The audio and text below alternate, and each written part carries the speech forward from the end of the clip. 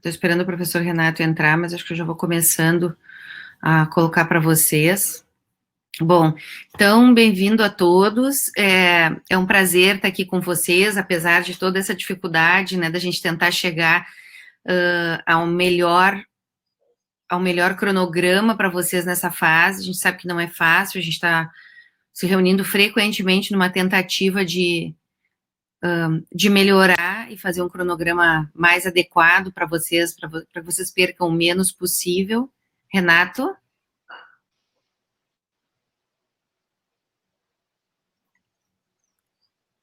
Renato? Estou por aqui. Tudo bom, Xan? Tudo bom? Joia. Então, pessoal, esse é o professor Renato, é o corregente da disciplina. Então, eu estava dando as boas-vindas para eles e começando a falar, Renato, que a gente está tentando, junto com a faculdade, organizar um cronograma da melhor forma possível, né, para essa fase que é super difícil, mas que eu acho que a gente, pelo menos com a turma anterior, a gente teve uma boa experiência, né, eu não sei o que tu achasse, eu acho que foi conseguiram vencer todo o conteúdo teórico e a gente ainda fazer bastante atividade prática, né? Sem dúvida, sem dúvida. Então, a gente está tentando, a gente fez um cronograma de novo, ontem o Aaron me colocou que a patologia estava um pouco diferente, porque, como eu expliquei para ele, eles pedem que os professores façam a divisão das turmas, só que não tem como eu saber como é que está com a patologia. Então, o ideal era eles fizessem a divisão e aí seria todo mundo igual. Então, não tem problema, a gente vai ficar com a divisão igual à da patologia. Eu vou mandar a versão final para vocês assim que terminar aqui, que aí ele distribui para toda a turma, então a gente tem o cronograma das aulas e das turmas, tá? Eu vou colocar aqui só alguns poucos slides para a gente ver como é que vai funcionar a disciplina. Então, o objetivo é capacitar os alunos a fazer diagnóstico, né, a fazer o raciocínio diagnóstico e tomar as decisões e medidas terapêuticas e também realizar o encaminhamento pertinente das doenças de maior prevalência no nosso meio, em relação a que exames solicitar e também encaminhar para um serviço de maior complexidade, quando for o caso, ou para o especialista mesmo, que às vezes é necessário, né? Então, a gente vai ter a epidemiologia das doenças, incidência, fatores de risco que levam a elas, como a gente faz prevenção, principalmente na clínica, sinais, sintomas, lista de problemas, hipóteses diagnósticas e diagnóstico diferencial, e a nossa tentativa nessa disciplina é que vocês saibam como entrevistar esse paciente, como chegar aos possíveis diagnósticos, sem entregar isso pronto para vocês, tá? E depois um plano terapêutico, princípios humanos, boa prática, o contexto social do paciente, saber em que situação vocês estão atendendo ele, e consultoria e encaminhamento quando for necessário. Então, algumas coisas a gente vai falar de tratamento das doenças, que é muito óbvio, né, mas esse não é o objetivo mais importante, o objetivo é o raciocínio a respeito dos sinais e sintomas e como vocês chegam a um possível diagnóstico, diagnósticos diferenciais, e aí planejar o que vai fazer com esse paciente, né? Então, são 7 especialidades, tá? Pessoal, se desconectar, se vocês sentirem que caiu por causa da rede de vocês, vocês clicam em reconectar, tá? E de qualquer maneira, vai ficar filmado no final, eu já mando o link para vocês, certo? Então, os módulos: neurologia, endocrinologia, hemato, nefro, dermato, onco e infecto. Então, são 7 especialidades diferentes que a gente divide em 5 grupos. Aqui estão as turmas, aqui eu acho que já está organizado, sim, ó, então as semanas, isso aí que eu vou mandar de novo para vocês.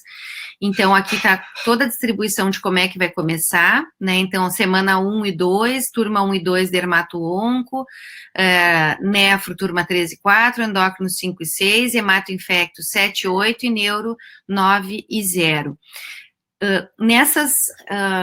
Nesses serviços onde vocês têm 2 especialidades, a primeira semana é um serviço, na segunda semana é outro serviço, sendo que na oncologia praticamente tudo é em EAD, é tudo virtual, então o professor James já vai entrar em contato, eu vou ver com ele em que dia dessa semana, só para dar uma explicação de como é que funciona isso, e aí vocês já podem começar em qualquer horário a fazer o estudo, né? Pode ser na semana que vem, mas também pode já começar essa semana, quando sobrar um tempo, a olhar os vídeos e fazer as atividades da oncologia.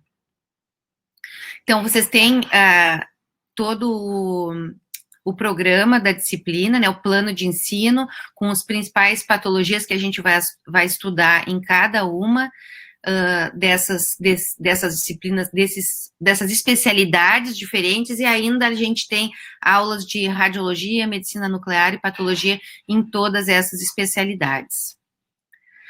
Aqui são as aulas plenárias, hoje é a primeira, onde a gente faz essa apresentação da disciplina e fala da simulação, e depois aqui está todo o cronograma, a Juliana, que é a radiologista, ela vai mandar um link, então todas as aulas dela são no mesmo link, e os outros professores vão fazendo. Eu não fiz um link único, pessoal, pelo seguinte, eu poderia ter o link único dessa disciplina pelo Meet, mas o problema é que se alguém entra com um e-mail que não é o e-mail URGS ou clínicas, não consegue se conectar, porque aí o professor tem que aceitar. Então, fica mais fácil o professor criar a sua sala, porque aí ele mesmo consegue aceitar vocês na hora que vocês entrarem, caso a pessoa se conecte num e-mail que não é o e-mail do Hospital de Clínicas, né? Avaliação. Aprovação nos estágios, para aprovação é 7 a nota, que conta como um peso 6 na composição final da nota, que é pela participação de vocês nas aulas, mesmo que virtuais, então perguntando, interagindo com o professor, né? Então, o que mais vale é a nota dos estágios, e a gente tem uma prova final prática, que ela é simulada, já era assim, desde o ano passado, e aí nós vamos ver com o decorrer, não vai ser agora, vai ser num segundo momento, e a gente vai ver se ela vai ser presencial, essa prática simulada, ou se ela vai ser virtual. E essa prática tem um peso 4 na composição da nota final. O aluno vai ser considerado aprovado se tiver uma nota mínima 7 em cada estágio, uma nota mínima 7 na prática final, e uma frequência mínima prevista por lei. Então, o que a gente pede é que quando vocês coloquem o nome no chat, que aí a gente tem todos que estavam presentes durante as aulas. Então, a gente também precisa que, caso vocês, isso acontece, né? Caiu a conexão, faltou luz, não tem como conectar, vocês me avisem, tudo bem, não tem problema. A maioria das aulas vai ser gravadas para vocês poderem assistir depois, tá? A prova prática final, ela é simulada no término do semestre, para qual vocês vão estudar o conteúdo de todas as disciplinas e vão ser sorteados 2 casos para um atendimento simulado, certo? Essa nota final tem um peso 4 em 10.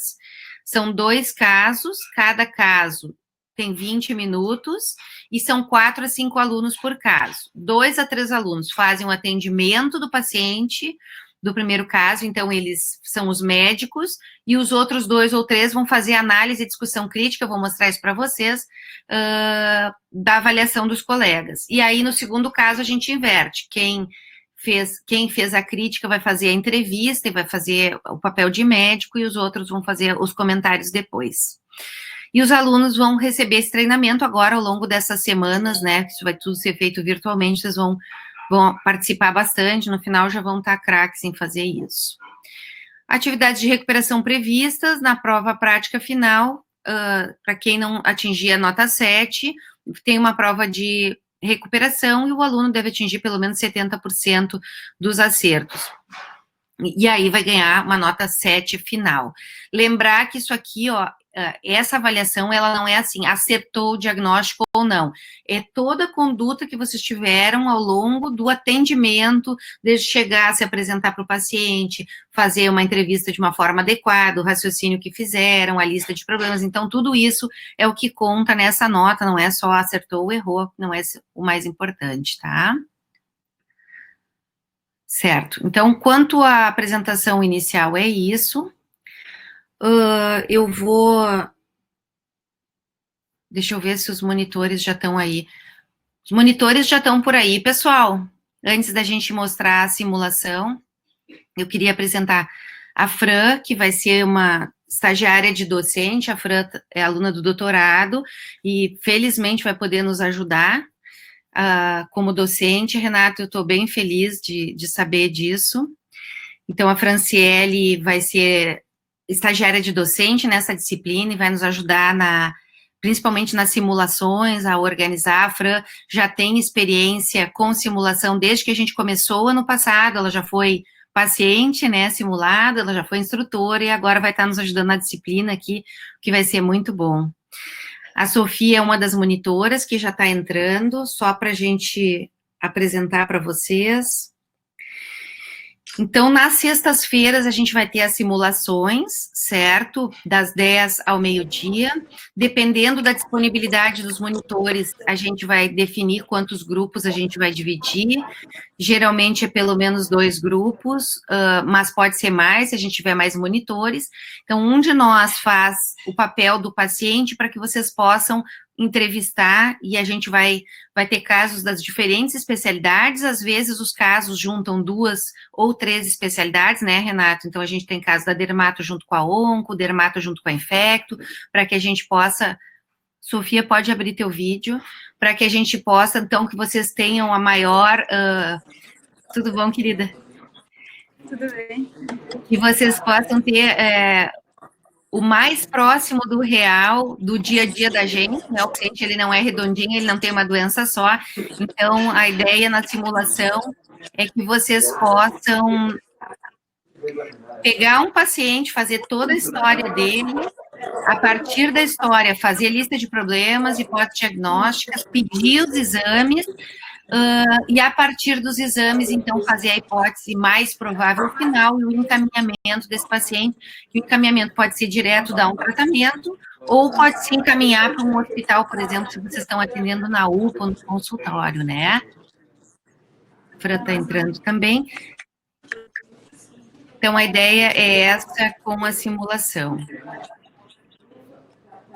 Então, a Sofia está aqui, a Sofia é uma das super monitoras, né, que tem nos ajudado muito, já desde o início que a gente começou a simulação, e infelizmente ela está quase se formando, né, Sofia, porque seria muito bom se ela pudesse continuar. Então, Sofia é doutoranda, vai fazer prova agora para residência, então a gente até tem que, dos nossos 6 monitores, 4 vão fazer prova para residência, então não vão poder ser tão presentes quanto tiveram com a outra turma, né, Sofia, mas estão sempre com a gente aqui, auxiliaram muito fazendo os casos e organizando tudo para que a disciplina corresse bem. Quer dar um oi para o pessoal, Sofia? Tudo bem, pessoal. Agora com a pandemia, né, a situação não é o que a gente esperava, mas as simulações, elas ajudam bastante a melhorar o raciocínio clínico e a absorver, né, os diversos conteúdos da clínica médica. Eu acho que vocês vão gostar bastante da experiência. Obrigada, Sofia. Fran, então essa é a Fran, Franciele Pereira dos Santos. A Fran, então, é a estagiária de docente que eu estava falando para vocês, talvez vocês já conheçam ela, porque a Fran é muito ativa na faculdade, né, e já participou, então, além de participar da Liga de Neuro, né, Fran? Acho que era a Liga de Neuro que participava, já participou de eventos que a gente fez no hospital, participou das simulações nas equipes prévias, então eu estava explicando para eles como paciente, como instrutor, e agora a Fran vai ser, então, a nossa estagiária de docente, vai estar nos ajudando como professora mesmo nas simulações, né, Fran? Quer dar um oi para o pessoal? Bom dia, gente, tudo bem? Eu faço o doutorado com orientação da professora Sheila, ali no Ciências Médicas, no projeto de AVC, e vou ter muito prazer em realizar o meu estágio de docência na disciplina. Eu acho uma disciplina muito importante. A atividade prática acrescenta muito na formação do aluno como médico, nos aproxima do que é a realidade na vida depois, e eu acredito que foi um grande ganho para a disciplina de clínica médica essa mudança com a inserção das simulações práticas. Vai ser um prazer poder ajudar vocês nessa fase. Obrigada, Fran. Não sei se os outros monitores estão por aí, pessoal, só para eu apresentar para eles. Bom, pessoal, quando entrar aqui eu apresento de novo. Não sei se tu quer comentar alguma coisa, Renato, antes de eu mostrar como é que... eu vou mostrar o videozinho de como funciona a simulação. Tem que ligar o teu áudio. Perdão, tinha desligado para não atrapalhar antes. Mas eu acho que, na verdade, dar as boas-vindas, que eu não tinha dado a oportunidade ainda, é sempre bastante desafiador nesses momentos aí a gente conseguir retomar as atividades da faculdade, mas eu acho que a Clínica Médica 2 se preparou bem, esse trabalho da Sheila em especial com as simulações é fantástico e, de certa forma, nos dá a oportunidade de já avançar em muitos conceitos que a gente espera ali adiante, com atividades, quem sabe, práticas, recuperar. Mas a experiência tem sido muito boa, né? Realmente, pelo menos no módulo dermatologia, sempre existe uma interatividade positiva com muitos casos que a gente apresenta como se fosse fototestes para estimular o raciocínio clínico e isso, de certa forma, a gente está aprendendo, né, Sheila, com algumas situações, até talvez para que mesmo depois voltando à normalidade, algumas dessas atividades se mantenham, né, de tão úteis que estão sendo. Então, esse híbrido aí, quem sabe, veio para ficar agora, né? Perfeito. Sabe que eu realmente achei que a gente ficou muito mais próximo dos alunos, né, Renato? Não sei se tu achasse isso também. Então, a gente ficou muito mais próximo e realmente a gente teve a oportunidade de estar mais com vocês e tirando as dúvidas mais próximo do que era antes. Então, eu acho que algumas coisas vieram realmente para ficar. O pessoal está me perguntando se podem escolher as equipes na prova final. Não, Alice, a gente divide as equipes, né? A gente divide os alunos e vocês vão receber a lista, então, de quem que vai fazer os grupos das provas. A prova de recuperação era teórica, tá? Era teórica. Agora, dependendo de como evoluir a pandemia, talvez ela precise ser também prática, mas é bem tranquilo, vocês vão ver que ao longo da semana vocês vão aprendendo bem a fazer essa simulação e vai ser bem tranquilo, não precisam se preocupar com isso, certo?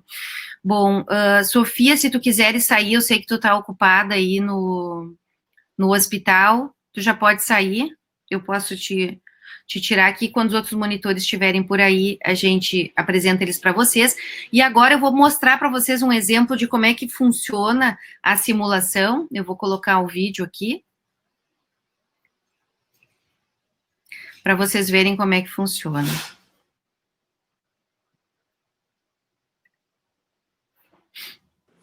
Então, de novo, a Sofia é a médica, Steph.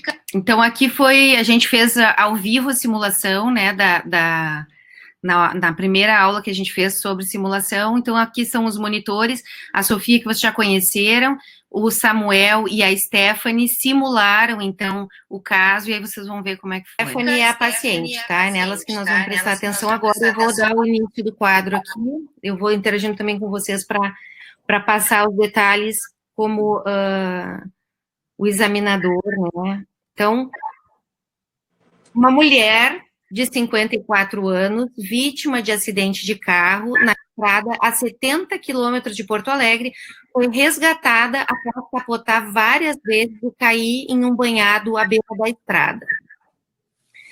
Essa é a foto do acidente, tá? O carro virado num banhado. Essa mulher inconsciente, com ferimento nas pernas, foi resgatada pelo SAMU, imobilizada com colar cervical, entubada na ambulância e transferida para o hospital. O marido, estava preso no cinto de segurança, estava lúcido, aparentemente sem lesões graves, foi rapidamente liberado para casa, foi avaliado e liberado para casa. Quando chegou no hospital, essa mulher estava em Glasgow 8, tinha pupilas isocóricas e fotorreagentes, a pressão estava 70/50, vamos botar lá em cima, a frequência cardíaca era 64, saturação 92% e a temperatura 34 graus centígrados. Tinha uma fratura de bacia, uma fratura de fêmur, tinha um hematomo de crânio normal. E foi feito o diagnóstico inicial de choque hemorrágico pela fratura de bacia, que foi manejado com alto volume de fluidos e transfusão. Essa paciente ficou com a pressão estável, 100 por 60, e após 36 horas acordou. Então, ela chegou muito grave, com um politrauma, com fratura de bacia e fêmur, fez um choque hemorrágico, foi manejada e acordou. 4 dias depois da chegada do hospital, ela ficou hipotensa novamente, ficou febril, com 39 graus centígrados, com calafrios, ictérica e anúrica.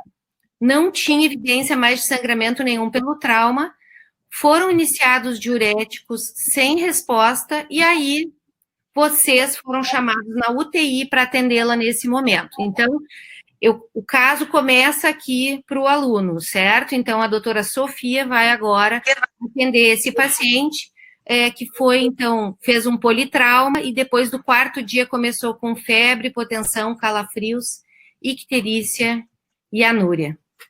Certo, Sofia? Começa, então, o atendimento. Vou deixar meu microfone no mudo, tá? Bom dia, Stephanie. Meu nome é Sofia, eu sou a médica que vai te atender agora. Queria saber qual é a tua idade? Bom dia, doutora Sofia. Eu tenho 54 anos. Okay. De onde é que tu é? Eu sou de Porto Alegre. Porto Alegre? Nasceu aí e mora aqui? Sim. Uhum. Que tu trabalha? Eu trabalho como vendedora. Ok. E tu pode me contar o que aconteceu? Agora, desde que eu acordei desse acidente, eu tô sentindo uma dor em todo o meu corpo, principalmente nas minhas panturrilhas. E isso tá me incomodando bastante. Eu também tô sentindo uns calafrios e parece que eu tenho febre. Uhum. Quando é que começou essa febre, a dor no corpo? Eu me sinto assim desde hoje, quando eu acordei. Tá. Uhum. Tem mais alguma coisa? Eu tô com náusea, mas não cheguei a vomitar. Não chegou a vomitar, então? Não. Diarreia, chegou? Não. Dor na barriga? Eu tenho um pouco de dor mais no lado direito. Tá. Quando é que tem alguma situação que piore essa dor? Não, eu não saí do leito, então não tenho nenhuma outra questão assim. Tá sempre doendo, então, do lado direito ali. Isso. Ok. E começou hoje também junto com a dor no corpo? Sim, foi tudo hoje. Tá. Uhum. Mais alguma coisa? Falta de ar? Não, falta de ar não. Tô me sentindo um pouco inchada só. Tá. Inchada no corpo inteiro ou só nos pés? Não, todo o corpo, assim. Quando é que começou esse inchaço? Foi tudo meio junto, eu não sei dizer exatamente o momento. Já tinha tido algo parecido antes? Não, isso tudo veio depois do acidente. Antes eu nunca tinha nada. E tá urinando bem? Ah, não, doutora, eu não tô fazendo xixi mais, desde que eu acordei também. Tá. Antes disso, chegou a ter alguma alteração na cor do xixi? Ficar escuro, alguma coisa assim? Não me lembro agora, doutora. Tá bom. Uhum. Dor no peito? Não, não tenho. Não? Ok.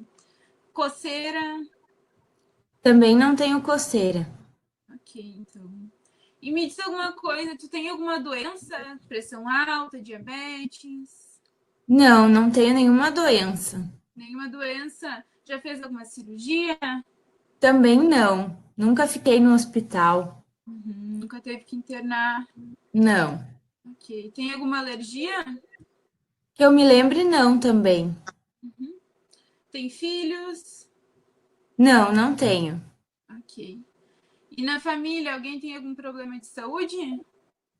A minha mãe e o meu pai têm a pressão alta, mas eles estão bem controlados. História de câncer na família, de infarto? Também não. Tá. Tu mora com quem?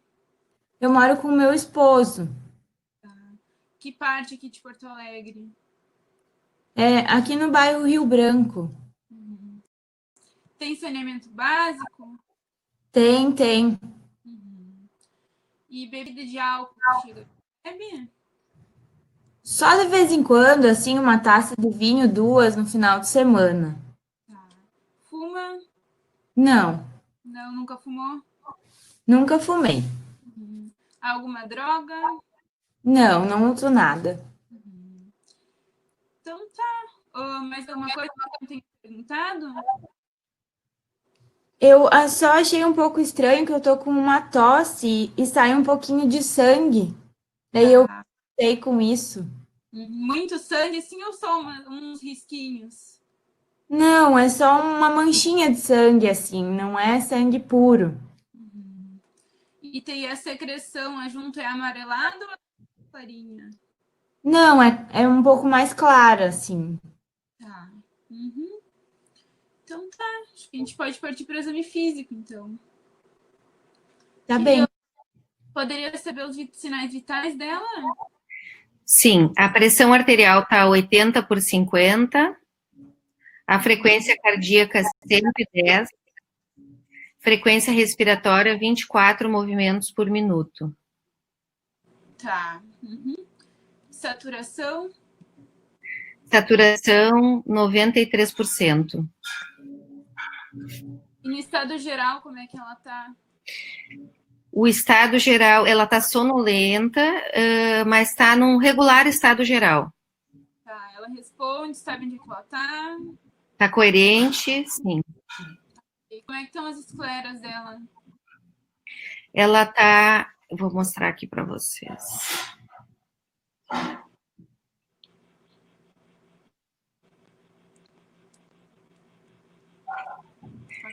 Uhum. E Então, as mucosas estão marmoradas? as mucosas estão hipocoradas e estão assim ictéricas. Tá. E ela tá com algum sangramento no olho? Tem um sangramento, dá para ver ali na imagem, né? Um sangramento subconjuntival. Tá. E o turgor cutâneo, como é que tá? Tá normal? Tá hidratada e tá edemaciada. Então, essa é a imagem. Tem cacifo, edema? Tem cacifo. Então, na parte da cabeça e pescoço, tem alguma alteração na orofaringe? Não. Não? Tá. Tem alguma adenomegalia palpável? Sem adenomegalias. E a ausculta pulmonar, como é que tá? Tem crepitantes bibasais. Tá. Uhum. E a ausculta cardíaca, tem algum sopro? Não. Ritmo regular, 2 tempos, bulhas normofonéticas sem sopros. Como é que tá a inspeção abdominal? Ela tem ascite? Ela não tem aumento de volume abdominal. E a palpação, como é que tá? Tem dor no hipocôndrio direito. Uhum. Tem defesa? Não tem defesa. Só tem a dor quando palpa, ela refere que dói. Hepatomegalia tem? Não. Não? Ok. Mais alguma dor em algum outro local do abdômen? Não. Só hipocôndrio direito. Tá. Uhum. E nas extremidades, além do edema, os pulsos também estão palpáveis? Os pulsos estão palpáveis e simétricos. Tá. E as extremidades estão bem perfundidas? Estão quentes? Quentes e bem perfundidas. Ok, então. Tem algum sangramento, petequias, equimoses? Não. Não Nenhum. tem lesões de pele, não. Uhum. Então tá, o exame neurológico tem alguma alteração? Não, o exame neurológico todo normal. Então. Panturrilha sem alguma alteração? Não, só está dolorida a palpação, mas não tem alteração. Tá. Uhum. Então, agora é a parte dos exames, né? Isso. Pessoal, eu mandei para vocês... um link aí, tá? Que é um link para fazer a lista de problemas. Quem tiver aí na audiência pode fazer a lista de problemas. Antes da Sofia dizer, né? Uhum. Então, o pessoal vai abrir no Google Forms e vai fazendo rapidamente a lista de problemas e já envia agora, certo? E aí agora, então, a Sofia, depois da anamnese e do exame físico, a Sofia vai nos dizer, então, qual é a lista de problemas desse caso, né, Sofia, antes de dar as possibilidades de hipóteses diagnósticas. Vamos ver? Pode nos dizer, Sofia. Então, na lista de problemas, a gente tem essa febre alta, com início já na internação, né? Ela está em anasárica, como a gente pode ver pelo edema generalizado, com crepitante na ausculta pulmonar, e também anúria, que pode ser por possível insuficiência renal. Ela também tem alteração icterícia, né? Dor no quadrante superior direito, dor nas panturrilhas, além de dor difusa, né? E deixa eu ver se eu esqueci alguma coisa. Náuseas, uma tosse com hepatite leve e essa hemorragia conjuntival, que a gente viu no exame físico. E a hipotensão de início súbito. Isso, perfeito. E a partir, então, desses achados, dessa lista de problema, o que tu pensaria, então, antes de pedir os exames, o que tu pensaria em termos de hipótese diagnóstica para esse paciente? Tá. E em paciente que está com febre,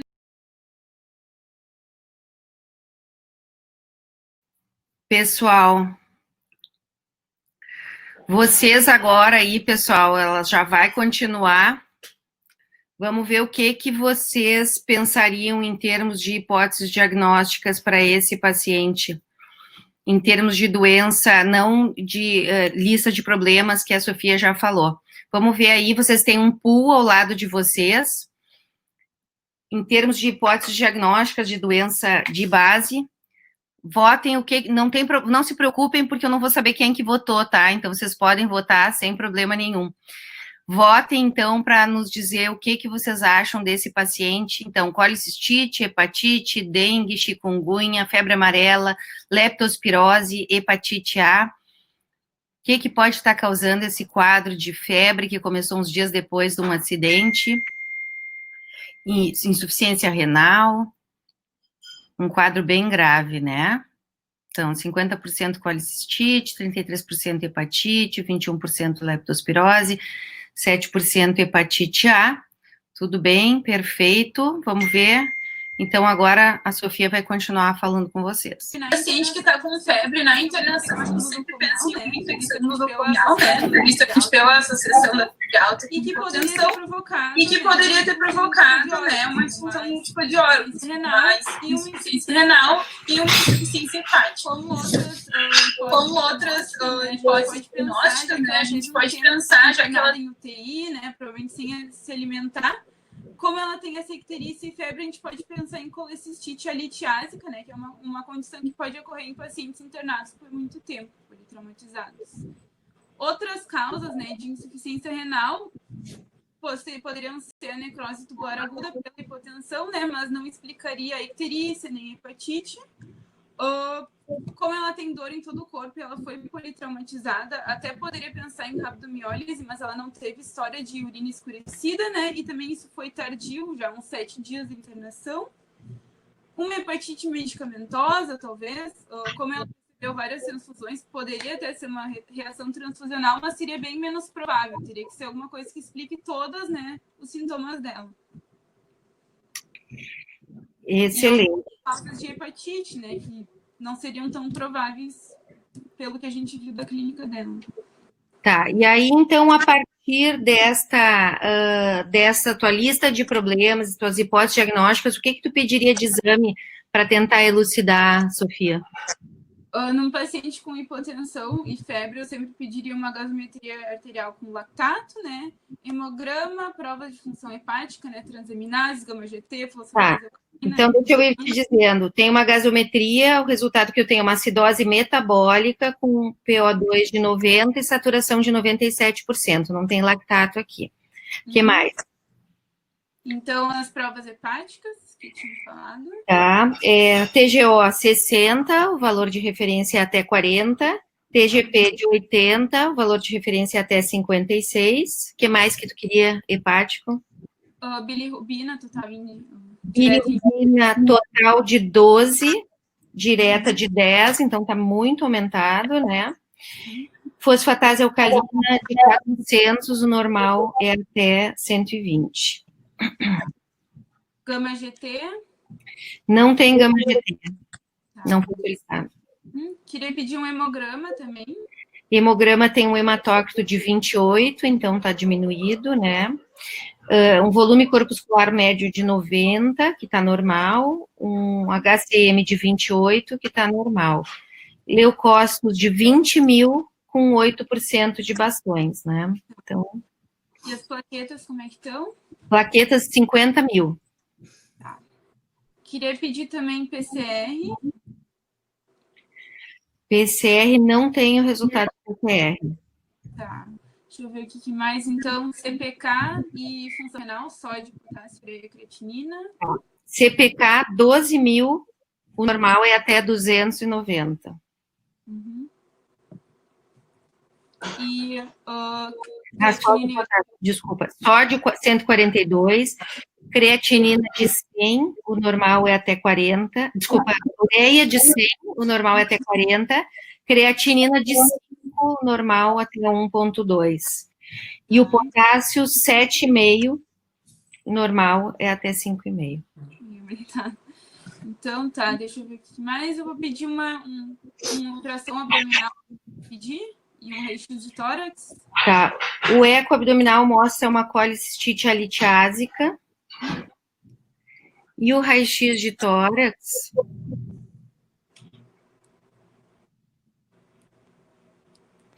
Então, a gente passou por aqui, né?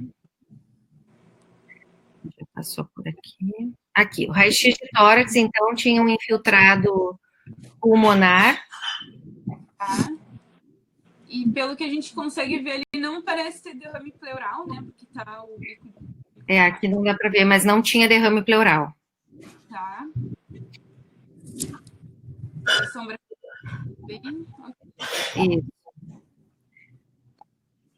Certo. Mais algum exame? Cultura que vai demorar, é uma cultura, né? Mas que daí a gente deixa rolando. Isso.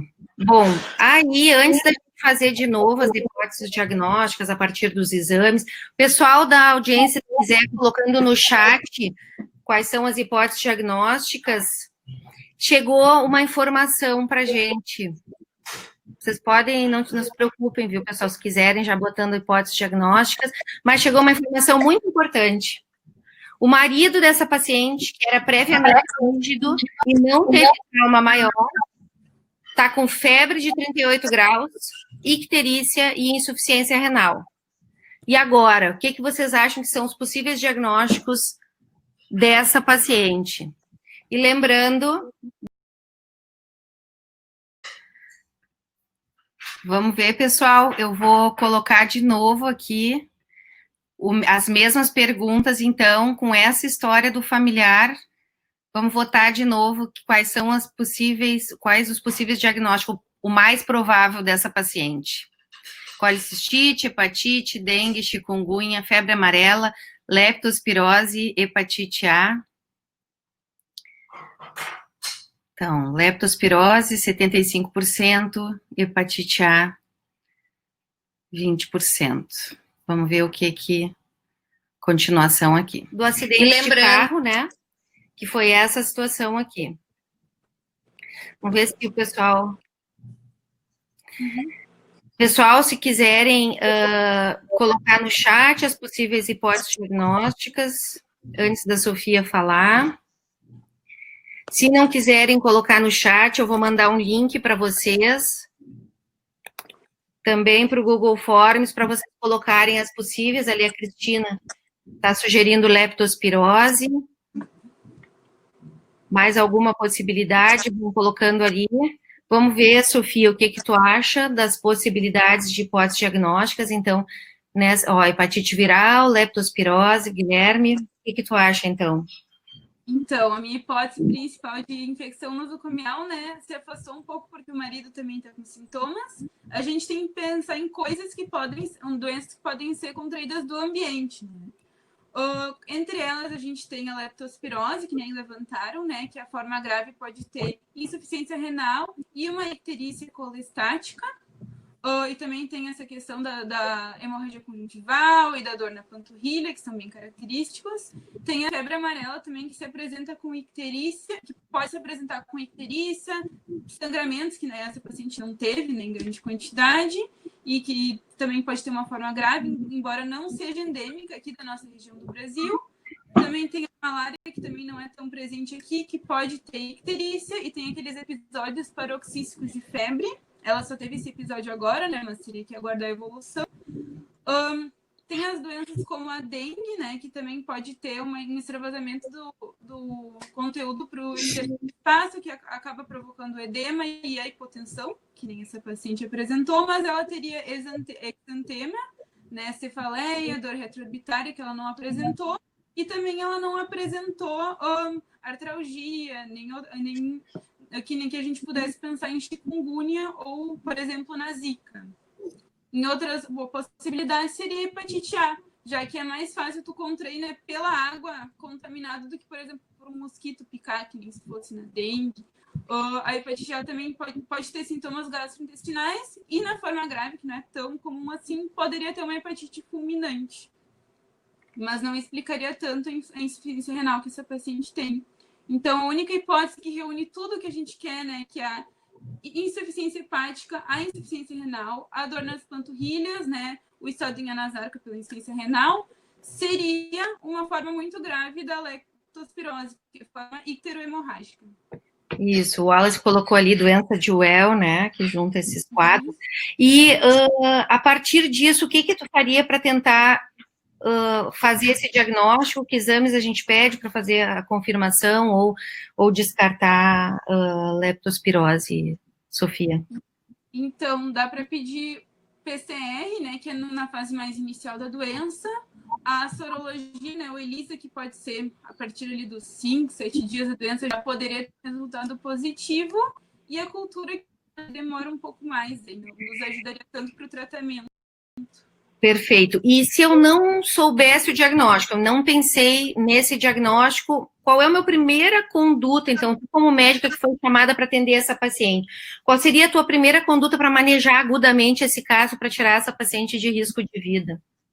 Então, seria, como ela está hipotensa, né, reposição volêmica e um vasopressor, né, nesse momento emergencial. Como ela está com indicações para hemodiálise, né, hipercalemia, uma acidose metabólica e uma hipervolemia, né, além de uma creatina bem aumentada, ela teria uma indicação de diálise nesse momento, né, e um antibiótico de largo espectro que mesmo que a gente não pensasse em leptospirose, a gente teria que dar pelo quadro, né, de uma possível infecção.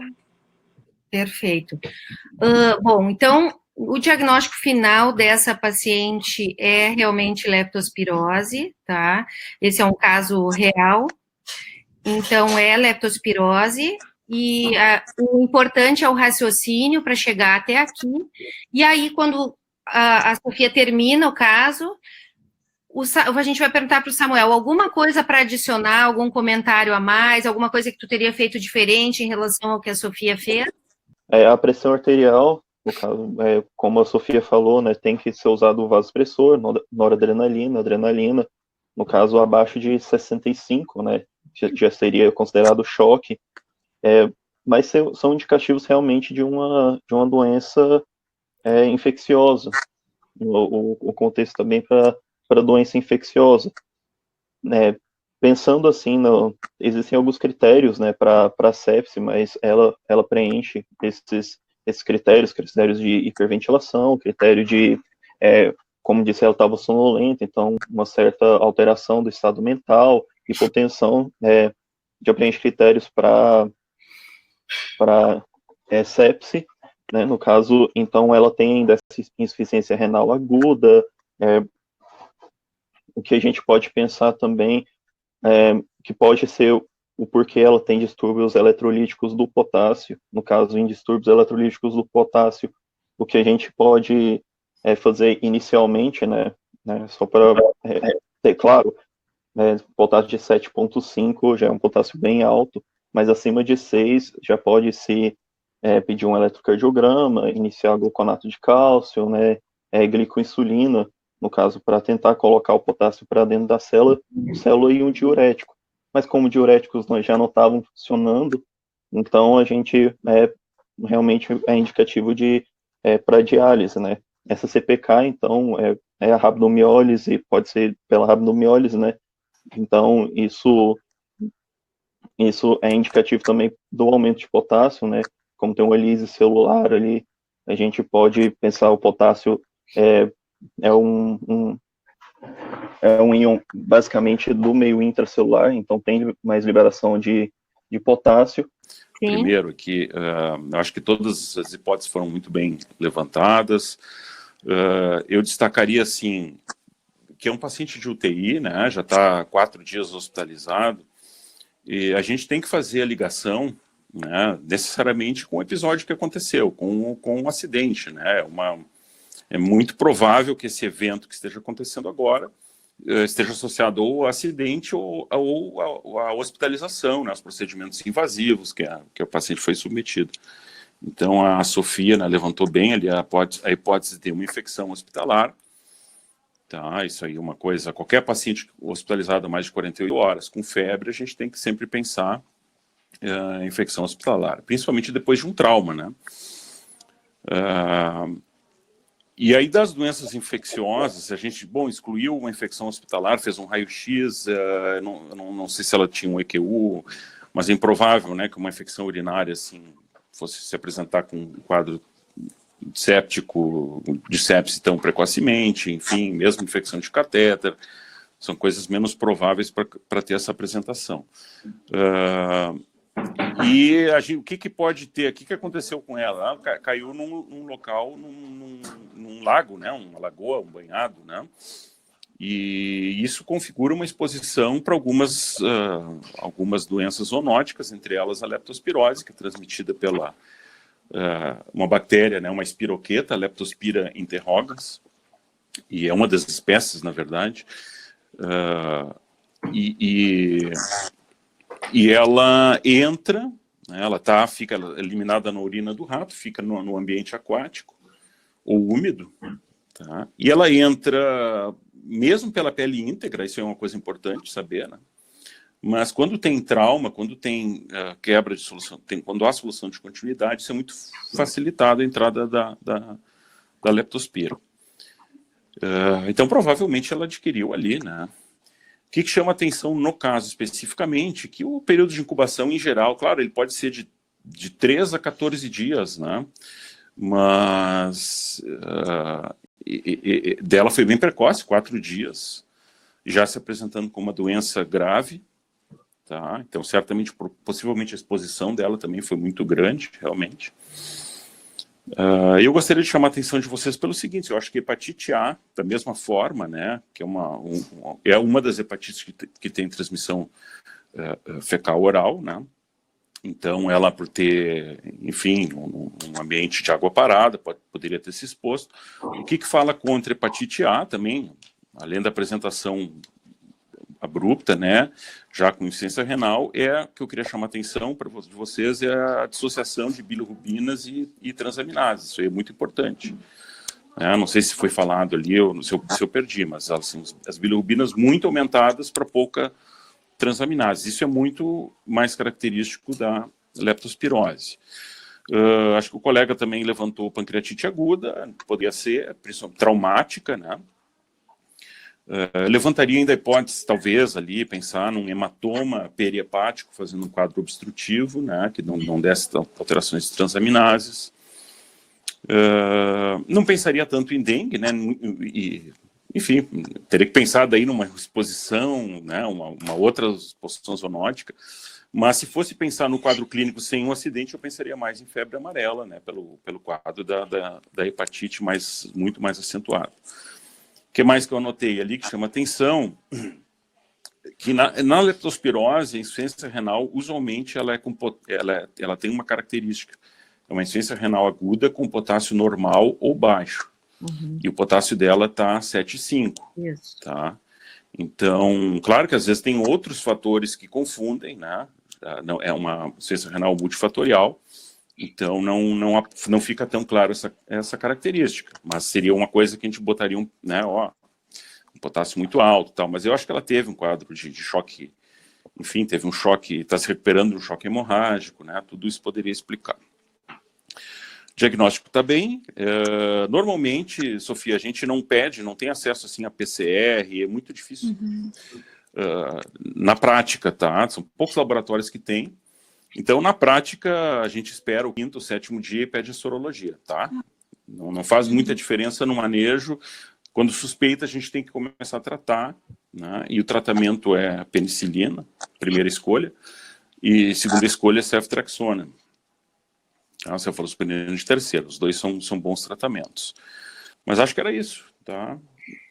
Tratamento é de suporte, né? Penicilina e tratamento de suporte, muita hidratação, diálise, esse paciente vai precisar, né? Vamos ver se ele vai fazer uma pneumonite também por leptospira, que é bem comum. Ela, né? E eu acho que ajudou muito aí o quadro do marido, né? Esse aí foi definidor, né? Com certeza. Para a gente juntar as exposições.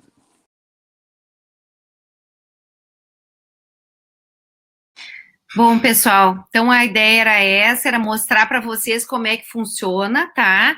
Não se impressionem com o potencial da Sofia, porque realmente ela é doutoranda, está acabando agora, e a gente nem espera que vocês tenham um entendimento tão grande de um caso complexo como esse. A ideia é que vocês vocês estão começando a aprender, e vocês vão perceber a diferença do começo das atividades para o final, onde você já tem uma rapidez de raciocínio diagnóstico muito maior e o entendimento muito maior das doenças, porque vocês vão estar passando em cada uma das especialidades. E uma coisa que a gente ganha muito, e que uma semana sim, na outra não, a gente tem os professores das especialidades nos auxiliando, como foi o caso aqui, o Zavaz, que participou da aula, para dar a parte, além de compreensão mais profunda da doença, ele comentar o caso e mostrar as coisas do que a gente tem no nosso dia, no nosso dia a dia, porque uma coisa é tu estudar, às vezes na literatura internacional, como a gente faz na maior parte das vezes, e às vezes o exame não está aqui no nosso meio disponível, que foi o que ele colocou. O PCR,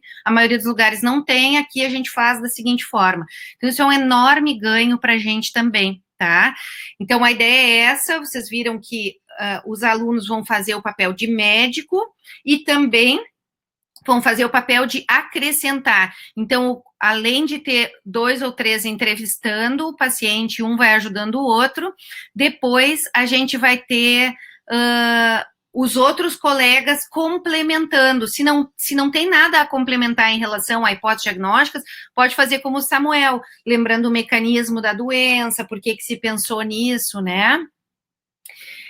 Na sexta-feira, quem vai atuar como médico? Não, sempre são vocês, pessoal. Então, assim, ó, eu e os monitores e outros professores, nós somos os pacientes, tá? E os instrutores de vocês. E vocês são os médicos. Então, quem vai fazer as perguntas, quem vai fazer o papel da Sofia, aqui nesse caso, são vocês. Vocês são o médico do paciente, tá? Vocês, desde a chegada, a gente vai dizer, o paciente está aqui, comecem. A gente só coloca qual é o lugar onde está o paciente. Então, o paciente está na UPA, o paciente chegou na emergência, o paciente está internado no hospital, o paciente está na UTI, chamaram vocês como consultores, e vocês é que vão coletar toda a história, fazer a lista de problemas, hipóteses diagnósticas, solicitar exames, e aí tentar fazer a hipótese final, e também o exame físico, vocês é que vão pedindo, né, quero examinar o pescoço, quero saber como é que está a ausculta pulmonar, e a gente vai dando os resultados, e algumas vezes, por exemplo, que nem no edema, a gente mostra o edema, garganta, a gente mostra a foto, lesão de pele, a gente mostra a foto, como o Renato falou, né, então a ideia é que a gente vá mostrando para vocês, mas vocês é que coordenam, vocês são os médicos desse paciente simulado, e vocês é que vão aos pouquinhos fazendo a história e evoluindo. Não se preocupem, porque isso é um aprendizado para vocês, né? Então, a ideia é que vocês vão aprendendo com isso. Não faço a menor ideia do que o paciente tem, não tem problema. Vocês sabem fazer uma história. E dependendo do que o paciente vai contando, vocês têm que saber direcionar essa história, mesmo que no final vocês não saibam o diagnóstico. Por exemplo, as doenças dermatológicas, a gente precisa chamar uma consultoria do Renato para nos dizer as lesões de pele, o que são, né? Mas pela história, às vezes, por ser uma doença sistêmica, sistêmica, a forma como se apresenta, mesmo a gente não conhecendo profundamente, por exemplo, as lesões de pele, a gente consegue fazer um raciocínio direcional diagnóstico, né, Renato, para o mais provável, e a partir daí o que a gente precisa fazer para elucidar o diagnóstico. Então, é essa a ideia, né? Renato, não sei se tu tem mais algum comentário sobre isso. Vocês vão ver que na prática, vocês vão aos pouquinhos aprendendo, quando começarem, vocês vão ver que é bem tranquilo. Tem que ligar o áudio, Renato. Opa, não estamos te ouvindo. Eu não estou te ouvindo, pelo menos. Se tu saiu e entrou, pode ser por isso. Vamos ver, liga de novo. Não estou te escutando. Vocês escutam o professor Renato, pessoal? Acho que não, né? Acho que sai e entra de novo. Às vezes, saindo e entrando, ele melhora.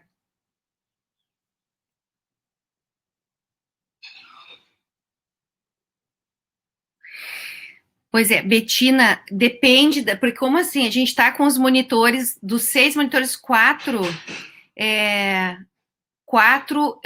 são doutorandos, né, que vão fazer prova agora. Então, dependendo da nossa disponibilidade, normalmente, na primeira semana, que é essa sexta-feira, a gente coloca a turma dividida em 2, geralmente, tá? E aí, a gente chama quem tá na especialidade para fazer, mas os outros vão assistindo também, certo? Na segunda semana, a gente tenta, se possível, dividir a turma em 5. Eu não sei se nós vamos conseguir monitores suficientes para dividir a turma em 5 nesse semestre, mas vocês vão fazer os casos que vocês estão passando, na disciplina que vocês estão passando, no serviço que vocês estão passando. Vamos ver, Renato, se a gente te escuta agora. Vamos lá. Ai, dá que para bom. ver? Tá.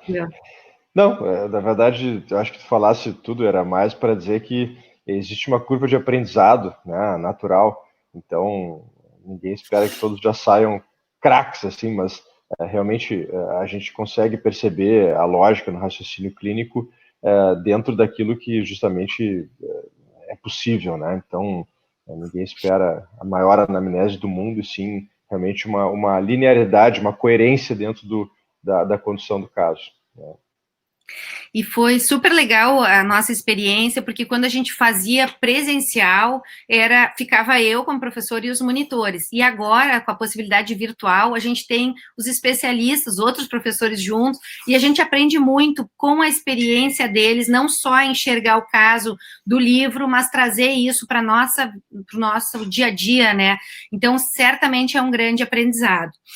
Mas lembrar para vocês que eu sei que vocês estão muito preocupados em termos de ter a atividade prática, que a gente tem certeza que é fundamental, certo? E vocês vão ter, e nós vamos propiciar isso para vocês no momento que for seguro. A gente conversou bastante sobre isso na sexta, também com a professora Lúcia e com a professora Cristina. Mas, assim, a gente quer tentar auxiliá-los, e isso, independente de pandemia, a simulação ajuda muito para o momento que vocês estiverem com o paciente, para pensar diferente, a forma de raciocinar, com certeza vai ajudar muito para vocês, mas sem esquecer que estar com o paciente, tocar o paciente, examinar o paciente faz toda a diferença, e vocês vão ter bastante tempo ao longo da vida de vocês. E eu quero terminar aqui, depois se vocês tiverem mais perguntas a gente pode responder. Eu quero só mostrar um vídeo que eu recebi ontem e eu achei que tinha tudo a ver com essa primeira aula. É um TED Talk, eu vou botar para vocês, é um vídeo de 15 minutos.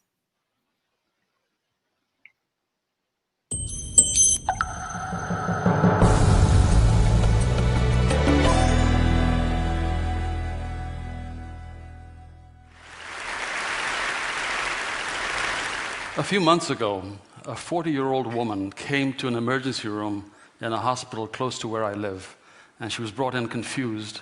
Her blood pressure was an alarming 230 over 170. Within a few minutes, she went into cardiac collapse. She was resuscitated, stabilized, whisked over to a CAT scan suite right next to the emergency room because they were concerned about blood clots in the lung.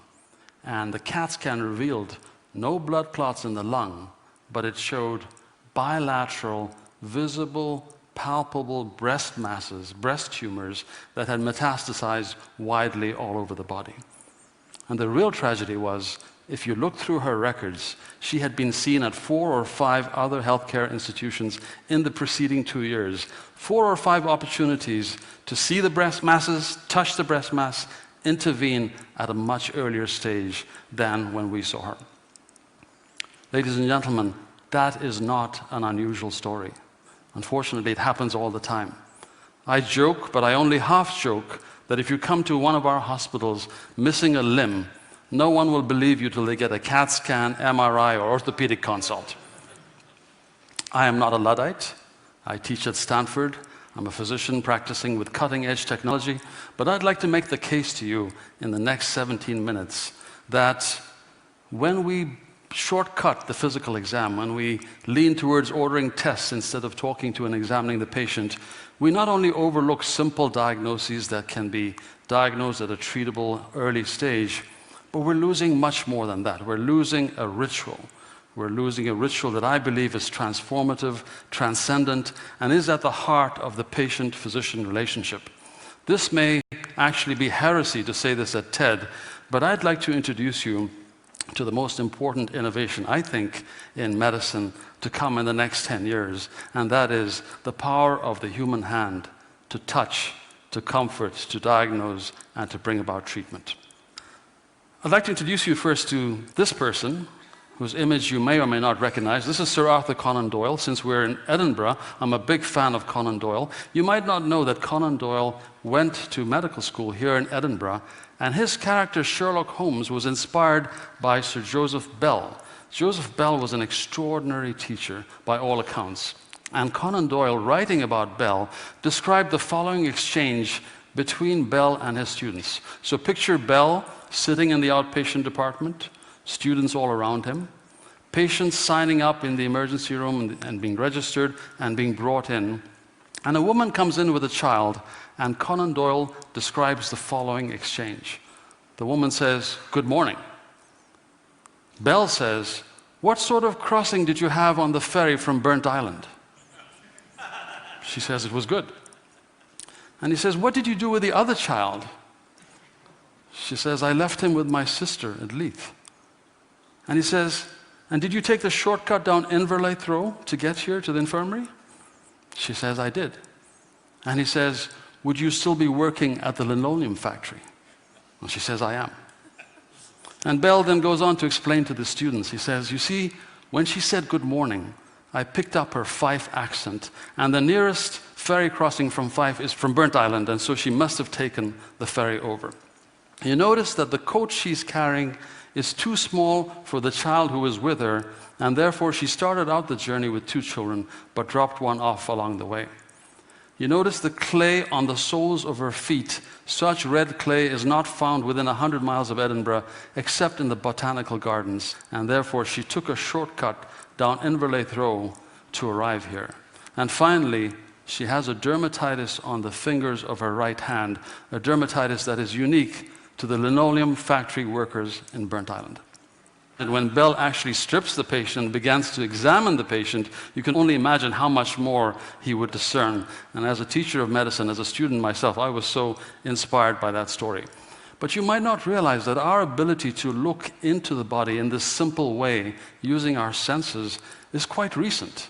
The picture I'm showing you is of Leopold Auenbrugger, who in the late 1700s discovered percussion. And the story is that Leopold Auenbrugger was the son of an innkeeper, and his father used to go down into the basement to tap on the sides of casks of wine to determine how much wine was left and whether to reorder.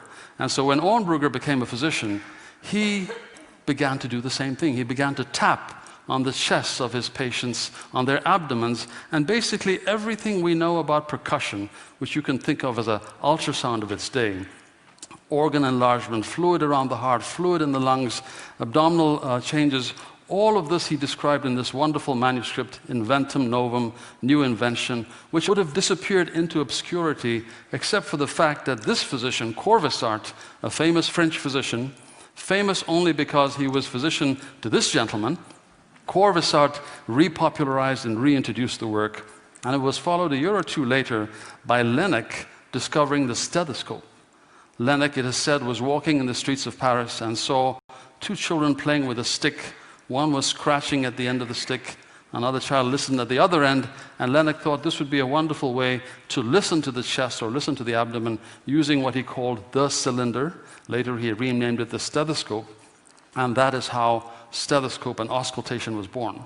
So within a few years, in the late 1800s, early 1900s, all of a sudden, the barber surgeon had given way to the physician who was trying to make a diagnosis. If you recall, prior to that time, no matter what ailed you, you went to see the barber surgeon who wound up cupping you, bleeding you, purging you, and oh yes, if you wanted, he would give you a haircut, short on the sides, long on the back, and pull your tooth while he was at it. He made no attempt at diagnosis. In fact, some of you might well know that the barber pole, the red and white stripes, represent the bloody bandages of the barber surgeon, and the receptacles on either end represent the pots in which the blood was collected. But the arrival of auscultation and percussion represented a sea change, a moment when physicians were beginning to look inside the body. And this particular painting, I think, represents the pinnacle, the peak of that clinical era. This is a very famous painting, The Doctor, by Luke Fields. Luke Fields was commissioned to paint this by Tate, who then established the Tate Gallery. And Tate asked Fields to paint a painting of social importance. And it's interesting that Fields picked this topic. Fields' oldest son, Philip, died at the age of 9 on Christmas Eve after a brief illness. And Fields was so taken by the physician who held vigil at the bedside for 2-3 nights that he decided that he would try and depict the physician in our time, almost a tribute to this physician, and hence the painting, The Doctor. Very famous painting. It's been on calendars, postage stamps in many different countries. I've often wondered, what would Fields have done had he been asked to paint this painting in the modern era, in the year 2011? Would he have substituted a computer screen for where he had the patient? I've gotten into some trouble in Silicon Valley for saying that the patient in the bed has almost become an icon for the real patient who's in the computer. I've actually coined a term for that entity in the computer. I call it the eye patient. The eye patient is getting wonderful care all across America. The real patient often wonders, where is everyone? When are they going to come by and explain things to me? Who's in charge? There's a real disjunction between the patient's perception and our own perception as physicians of the best medical care. I want to show you a picture of what rounds looked like when I was in training. The focus was around the patient. We went from bed to bed. The attending physician was in charge. Too often these days, rounds looks very much like this, where the discussion is taking place in a room far away from the patient. The discussion is all about images on the computer, data, and the one critical piece missing is that of the patient. Now, I've been influenced in this thinking by 2 anecdotes that I want to share with you.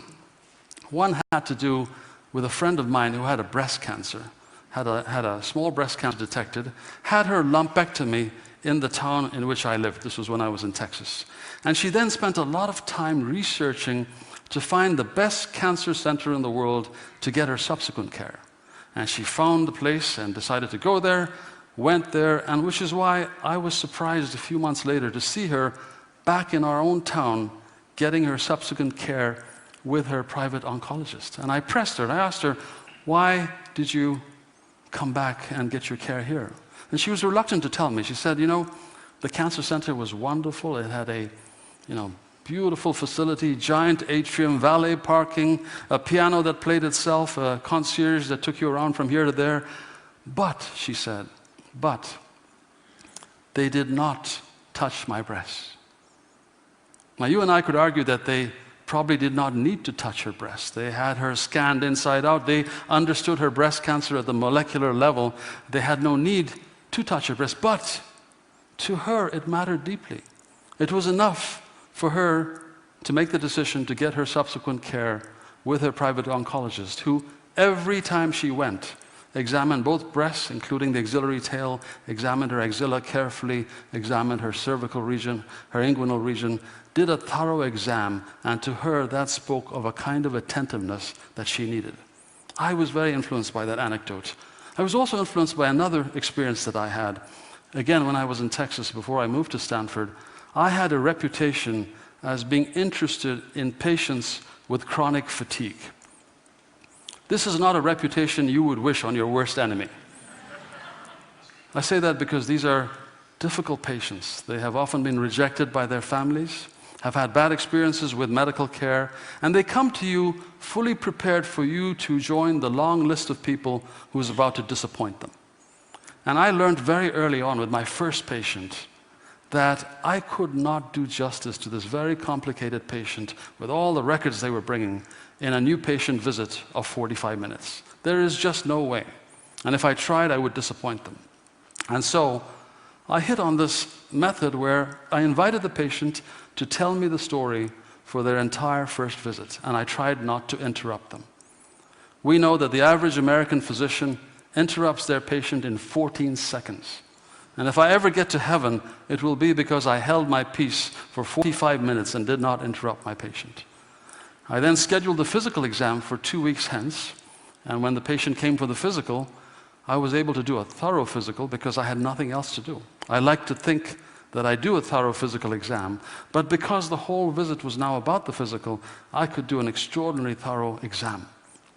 And I remember my very first patient in that series continued to tell me more history during what was meant to be the physical exam visit. And I began my ritual. I always begin with the pulse, then I examine the hands, then I look at the nail beds, then I slide my finger up to the epitrochlear node, and I was into my ritual. And when my ritual began, this very voluble patient began to quiet down.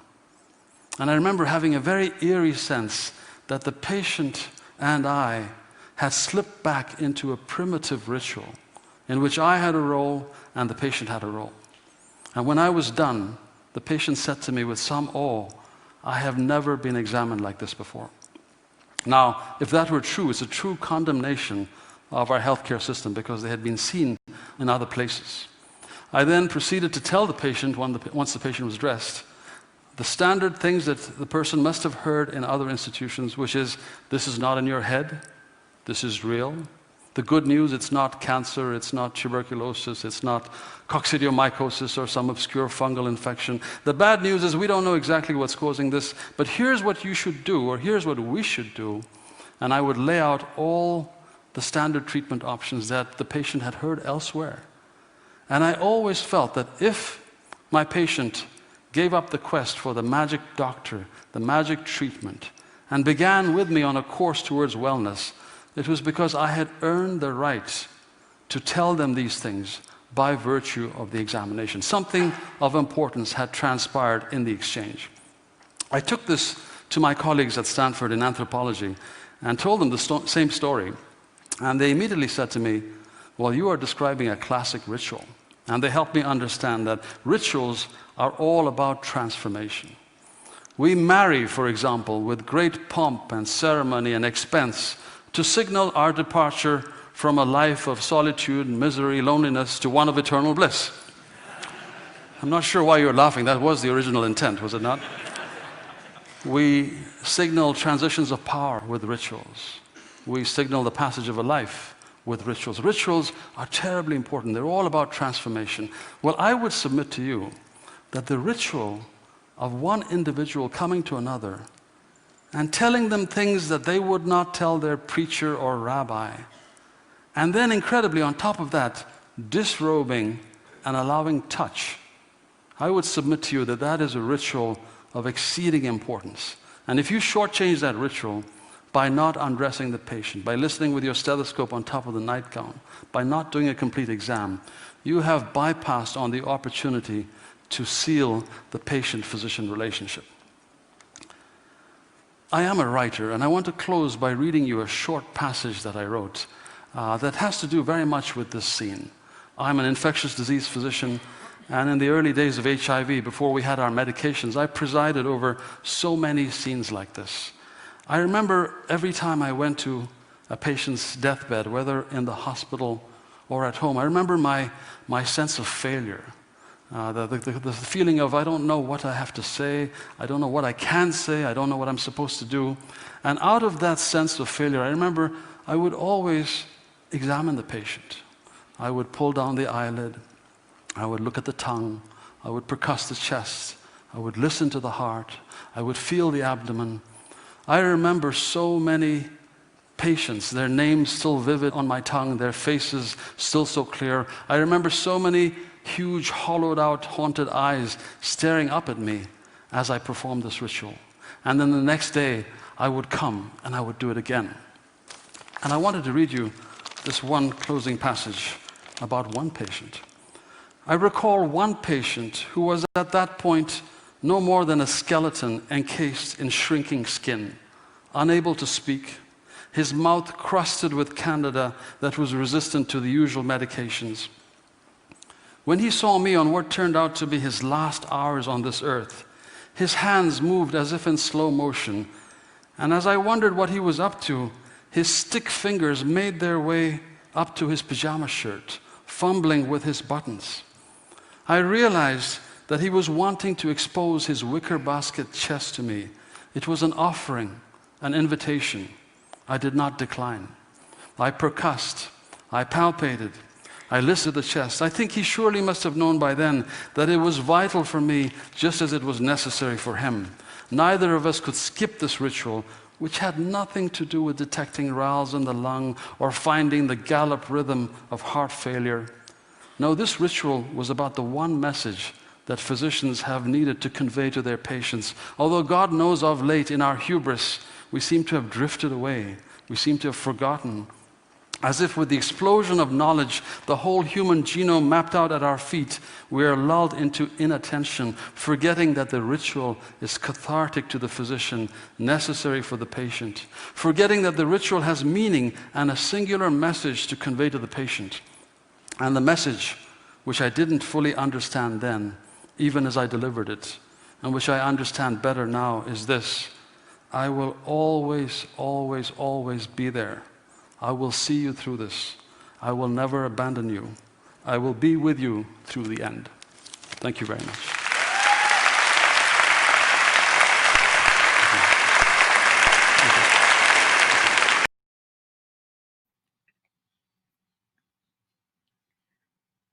Bom, pessoal, eu queria finalizar essa aula inicial, esse nosso encontro inicial, com esse TED Talk que eu achei maravilhoso, que ele mostra o que é ser médico, né? Então, a gente sabe que a gente está num momento difícil, a gente gosta e tem hoje tecnologia disponível para fazer diagnóstico, mas nada substitui a gente estar com o paciente e a gente mostrar para o paciente que a gente está com ele e que não vai abandonar, tá?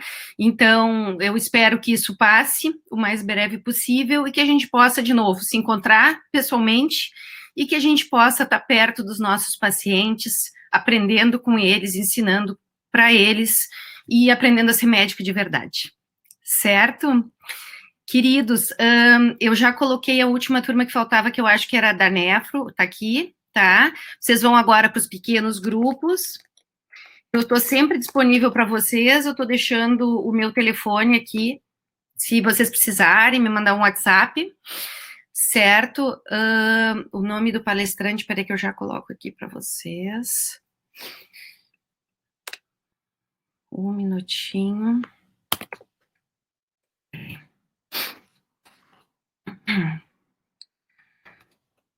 Eu não conhecia ele, eu conheci ele ontem.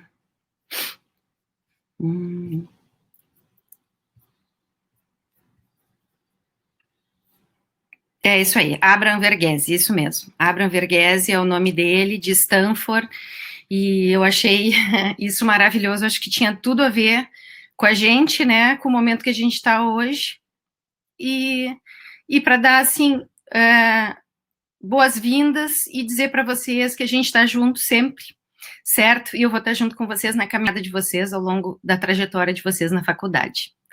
Certo, pessoal? Então, agora cada um no seu pequeno grupo e nós vemos de novo, então, na sexta-feira. Tá bom? Obrigada. Tchau para todo mundo.